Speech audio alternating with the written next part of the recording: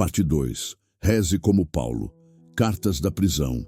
A fé que liberta o prendimento. Senhor, que quando os muros nos cercarem, possamos lembrar que o Senhor ainda estás conosco. Que as correntes não prendam o que é eterno em nós. Amém. Paulo pregava. Há meses ele caminhava pelas cidades, Antioquia, Damasco, Corinto, falando sobre Jesus. E as pessoas ouviam, acreditavam, mudavam, famílias inteiras se batizavam. Mas nem todos ficavam felizes com isso. Os líderes religiosos se sentiam ameaçados. Os mestres da lei viam sua autoridade sendo questionada e logo começaram a agir. Primeiro foram os insultos, depois as ameaças, depois multidões hostis. Paulo sabia que viria o teste. Lembrava das palavras que Jesus havia dito: bem-aventurados os que sofrem perseguição por causa da justiça. Mas saber que virá e estar dentro disso são duas coisas bem diferentes.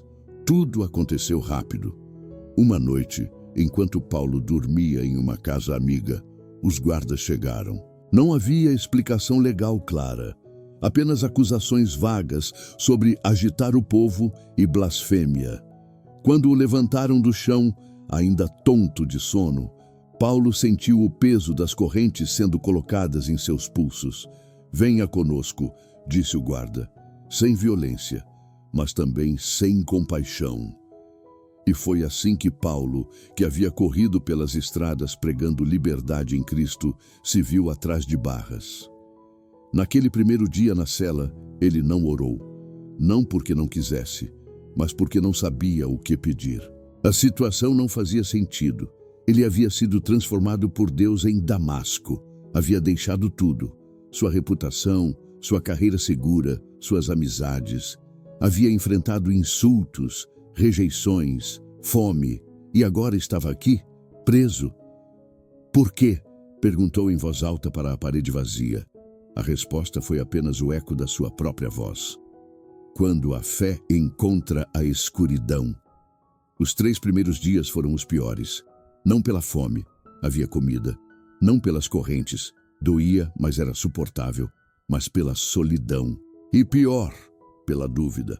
Durante aqueles 3 dias, ironia do destino, assim como em Damasco, Paulo entrou em um tipo de silêncio diferente. Não era o silêncio da transformação, era o silêncio da confusão. Pensou: cometi um erro? Desobedeci Deus sem perceber? Pensou: talvez não era realmente Deus em Damasco. Talvez eu tenha enganado a mim mesmo. Pensou: os outros apóstolos não estão presos. Talvez eles soubessem algo que eu não sabia. Essas eram as vozes que ecoavam na cela. Não a voz de Deus, as vozes do medo. No segundo dia, um guarda trouxe comida. Paulo não comeu. Por que você não come? Perguntou o guarda, que era mais jovem, talvez curioso. Por que estou aqui? Respondeu Paulo. Não era uma pergunta ao guarda. Era uma pergunta ao universo. O guarda não respondeu. Apenas deixou a comida e saiu. Naquela noite, Paulo se deitou no chão úmido da cela e fez algo que não esperava fazer. Chorou, não de dor física, mas de uma sensação de estar, finalmente que abandonado, depois de tudo, depois de Damasco, depois de anos pregando, depois de deixar família, segurança, vida normal, depois de confiar. Estava aqui, sozinho, confuso, e Deus estava onde? A luz no silêncio. No terceiro dia, algo mudou. Paulo acordou cedo, quando ainda era escuro. Não tinha relógio, mas sabia pela qualidade do ar quando o amanhecer chegava. E enquanto ficava em pé, encostado na parede de pedra, ele começou a fazer algo simples. Começou a rezar. Não para pedir respostas, mas apenas para falar. Senhor, estou confuso, disse em voz baixa. Estou com medo, tenho dúvidas. Não entendo por que estou aqui. Mas... E aqui sua voz tremeu um pouco. Mas eu ainda acredito em ti. Fez uma pausa. Porque se não acreditar, então tudo foi uma ilusão. E eu não posso deixar isso ser verdade. Meu coração não consegue. Sou fraco demais para isso. E naquele instante, não como uma visão, não como uma voz clara como em Damasco, mas como uma certeza que simplesmente nasceu dentro dele, Paulo entendeu que Deus não o havia abandonado. Que estar em uma prisão não significava estar fora do propósito. Que talvez, só talvez, houvesse uma razão para estar aqui que ele ainda não compreendia. Não era a resposta que esperava, mas era suficiente. E assim, após 3 dias, novamente estranhamente como em Damasco, algo recomeçava. A ideia que chegou como um sussurro. No 4º dia, o guarda-jovem trouxe novamente a comida. Dessa vez, Paulo comeu. E enquanto comia, pão seco e água, algo ocorreu a ele. Uma sensação, uma intuição. Você não pode pregar daqui, mas pode escrever. Paulo nunca havia pensado em escrever antes. Ele era um pregador, alguém que falava, gesturrava, olhava nos olhos das pessoas, que usava o corpo inteiro para comunicar. Mas aqui, confinado, não podia fazer isso, mas poderia escrever. "Guarda", chamou Paulo. "Eu preciso de algo." O guarda apareceu. "O quê?" "Tinta, pena, papiro, se possível." O guarda se afastou. Paulo pensou que havia pedido demais. Talvez dissesse não, mas horas depois o guarda retornou com papel e uma pena velha. "Consegui um pouco de tinta de um escriba", disse o jovem. "Use com moderação." Paulo nunca soube por que o guarda fez isso. Talvez tivesse compaixão. Talvez entendesse que um homem em uma cela precisa fazer algo. Mas naquela noite, Paulo escreveu sua primeira letra. Começou assim: "Paulo, prisioneiro de Cristo Jesus." Aquelas eram palavras estranhas, não é? Prisioneiro. A mesma palavra para quem está na cela. Mas havia uma diferença no que Paulo escrevia. Não estava se descrevendo como um homem preso. Se descrevia como propriedade de Cristo. Prisioneiro de Deus, não do Estado.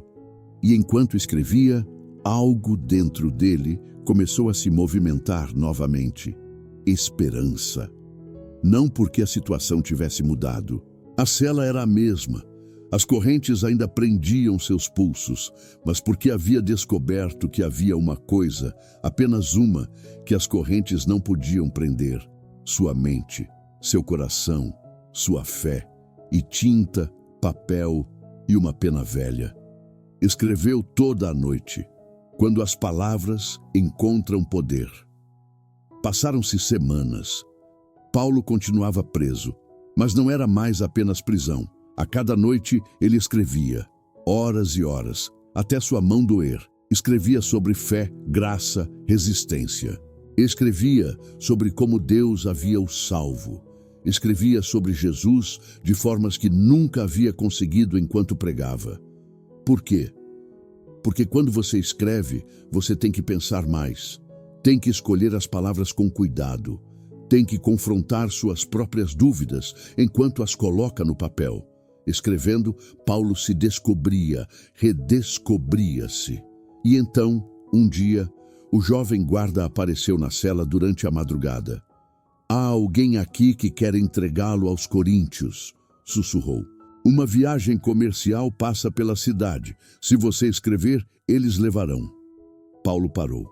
Levarão significava que aquelas palavras que havia escrito no escuro em uma cela enquanto chorava sairiam daqui, chegariam a pessoas, mudariam algo? "Sim", disse Paulo. "Sim, escrevo." E naquela noite, Paulo escreveu a carta que se tornaria 1 Coríntios. Não sabia que se tornaria parte da Bíblia. Não sabia que seria lida para sempre. Apenas sabia que precisava escrever. Que aquelas palavras importavam. E quando terminou, entregou o rolo ao guarda, dizendo: "Cuide bem disso." O guarda o pegou, o embrulhou em pano e saiu na escuridão. Paulo nunca soube se aquele homem era real ou se era apenas uma chance que Deus havia aberto. Mas naquela noite, pela primeira vez desde ser preso, dormiu em paz. A revelação no escuro. Semanas se transformaram em meses. Paulo continuava na cela. Nada tinha mudado externamente, mas internamente tudo havia transformado, porque ele havia descoberto algo que o mundo não compreende, que a verdadeira liberdade não está nas circunstâncias, está em ter um propósito maior que o sofrimento. No início da sua prisão, Paulo pensava: Deus, me tira daqui, preciso estar livre para pregar. Mas agora compreendia: Deus, usa esse silêncio, usa essa escuridão. As cartas que escrevia, cada uma delas, começavam a chegar a diferentes cidades. E não era pregação de palco, era pregação de coração para coração. Pessoas liam aquelas palavras e entendiam algo que nunca havia entendido ao ouvir Paulo falar em uma praça. Um homem em Corinto leu a carta e pensou: se Paulo, que está preso, ainda acredita, então eu também posso. Uma mulher em Éfeso leu e começou a orar de forma diferente. Um jovem em Filipos leu e entendeu que seu sofrimento tinha significado. Paulo havia começado sua vida em Cristo para libertar multidões com sua pregação, mas descobriu na cela que podia libertar corações de formas que nunca havia imaginado, apenas escrevendo palavras do escuro com uma pena velha e fé. Um dia Paulo estava recapitulando tudo isso quando o jovem guarda apareceu na cela. As cartas estão chegando, disse ele. Pessoas falam sobre elas. E então o guarda fez algo estranho. Sorriu. Você salvou mais gente dessa cela do que salvaria em qualquer praça, acho eu. Paulo não respondeu de imediato, porque apenas naquele instante, olhando aquele rosto do jovem, que havia visto algo que ninguém mais via, compreendeu completamente. Não precisava ser libertado da cela para ser livre. Já havia sido libertado, semanas atrás. Quando sentou no chão e começou a escrever, quando descobriu que as correntes podiam prender tudo, menos o poder de Deus em uma vida rendida, da cela à eternidade. E talvez esse seja o ponto onde tudo faz sentido na história de Paulo. Não era sobre uma prisão, um homem e correntes, era sobre como Deus usa exatamente o que o mundo vê como derrota para criar vitória, como transforma a solidão em propósito, escuridão em iluminação, silêncio forçado em voz que ecoa para sempre. Paulo passou a entender que havia dois tipos de liberdade: a liberdade que o mundo oferecia, não estar preso, poder caminhar, e a liberdade que Deus oferecia, ser completamente livre, mesmo preso. Ele escolheu a segunda, e quando escolheu, as correntes se tornaram irrelevantes, porque um homem com propósito é mais livre que qualquer outro, mesmo em uma cela, especialmente em uma cela. Oração final. Senhor, quando nos sentirmos presos, pelas circunstâncias, pelas dores, pelas limitações, ensina-nos como ensinaste Paulo, que não existe cela que possa conter um coração entregue a ti, que não existe escuridão que não possa se transformar em propósito, e que às vezes a prisão é apenas o estúdio de Deus para criar algo eterno. Amém.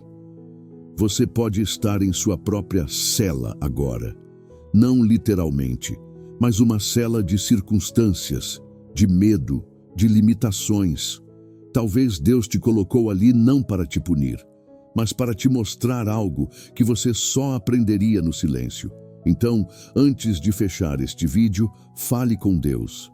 Como Paulo falou naquela cela escura, com honestidade, com tuas dúvidas, e apenas aguarde.